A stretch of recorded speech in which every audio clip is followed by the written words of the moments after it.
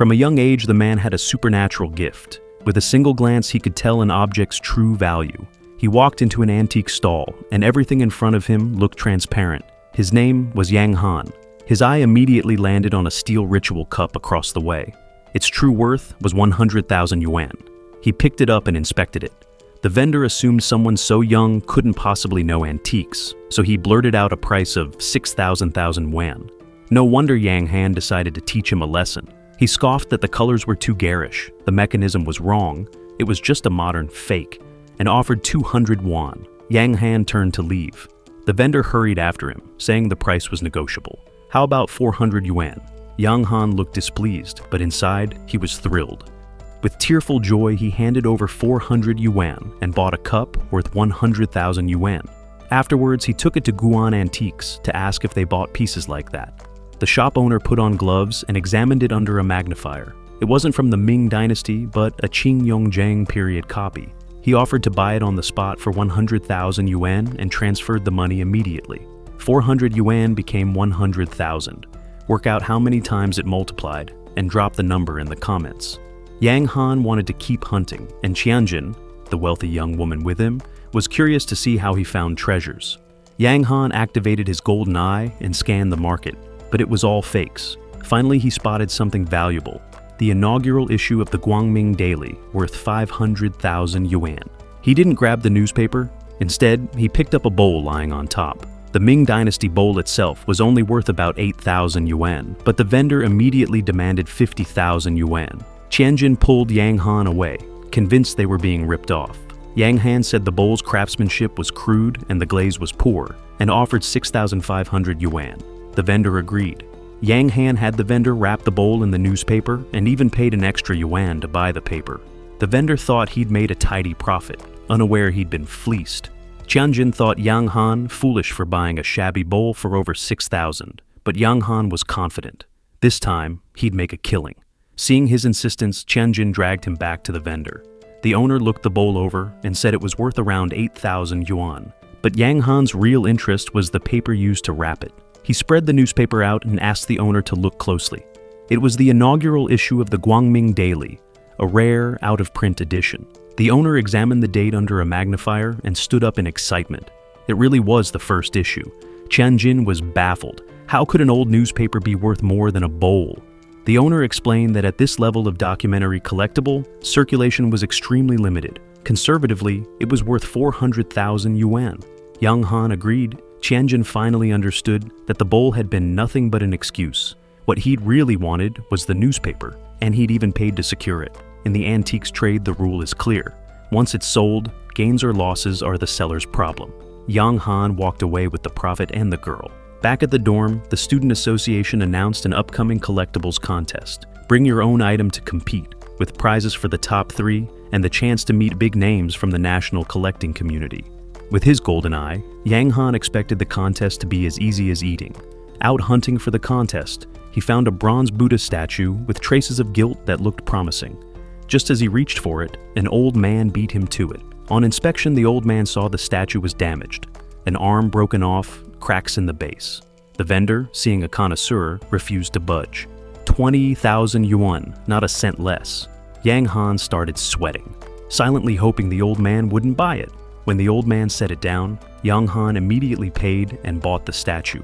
On contest day, Yang Han's rival saw him pay 20,000 yuan for such a wreck, and sneered that the statue was maybe worth 3,000 yuan, the rest must be tax or fees. Yang Han didn't argue. He would let the results speak. The contest began and the judges were introduced. Yang Han realized the old man he'd seen earlier was one of the top collectors in the country. Students went on stage with their items. Before the judges could comment, Yang Han started evaluating pieces himself. When his rival displayed a plate, the judges confirmed it was genuine and valued it at 50,000. Next came Zhao Hua, whose piece turned out to be a Yongle Celadon lidded moon flask with entwined lotus designs, conservatively worth 300,000 yuan. Qianjin also entered with a wooden plaque. The judge recognized it as a Wu family tablet made by a southern Songhai monk. In terms of material and historical value, it surpassed Xiaohua's vase and was conservatively estimated at 1,000 yuan. Everyone gasped. The title seemed his to lose. Yang Han was confident. He He went last and presented the bronze Buddha. The judges examined it and agreed the casting style was court-like and the bronze authentic, but the damage was severe and the crucial base inscription had been worn away, so the visible value plummeted. The estimate was only 5,000 yuan. Yang Han smiled and said that the real treasure was hidden inside the statue. His rival laughed. Who would hide a treasure among a bunch of scrap metal?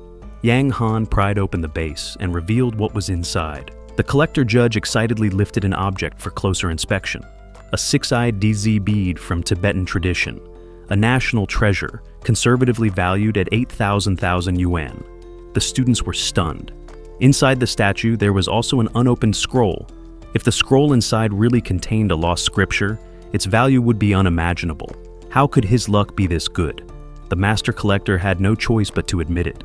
He had completely misjudged the statue, while Yang Han had seen through its secret at a glance. Yang Han was announced the champion of the collectibles contest. The host handed him the prize money and a personal invitation to the collector's birthday banquet. After the competition, Xiaohua approached Yang Han and offered 8 million yuan for his six-eyed DZ bead. Yang Han agreed. To thank him, Xiaohua invited everyone out for dinner.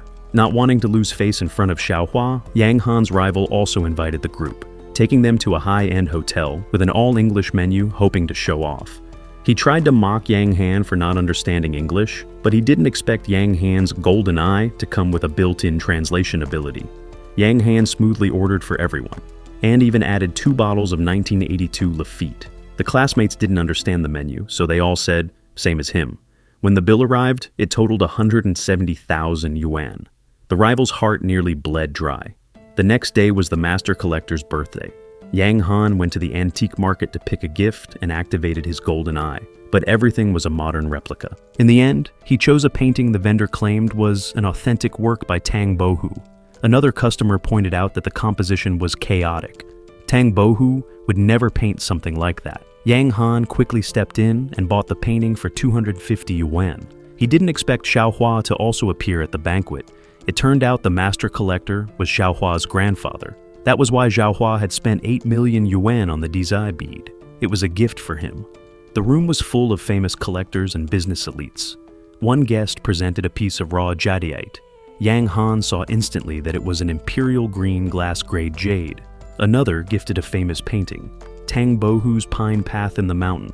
It looked identical to the painting Yang Han had bought, but he wasn't worried. One glance with his golden eye, and he knew the banquet painting was a fake. Others couldn't tell, praising it as the genuine article. Yang Han calmly stated that the real one was in his hands. When he showed his own painting, people laughed. The composition was a mess, impossible to be an authentic work.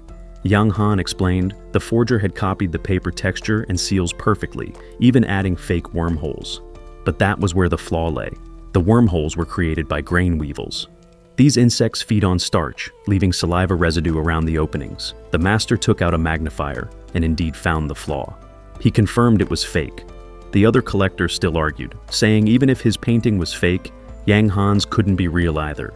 Yang Han poured water on his painting, peeled back the top layer, and revealed a second painting beneath, the real artwork.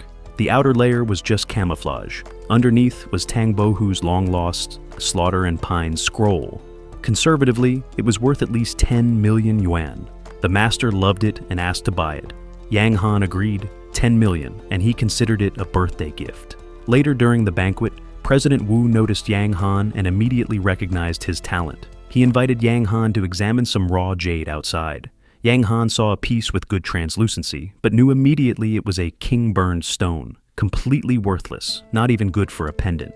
As President Wu stepped forward, Boss Qian rushed in and claimed the stone. He brought his expert, who shined a flashlight on the raw jade and confidently declared a 70% chance of high-ice jadeite, insisting it was excellent material.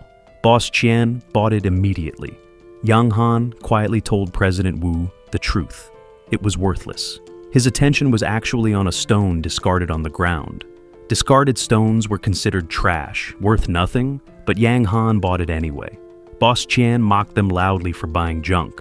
Boss Qian proudly began cutting his raw stone to open everyone's eyes. The moment it was cut open, it was king-burned waste. His expert was stunned. Boss Qian had spent 1 million yuan, and it wasn't even worth 10,000. Then it was Yang Han's turn.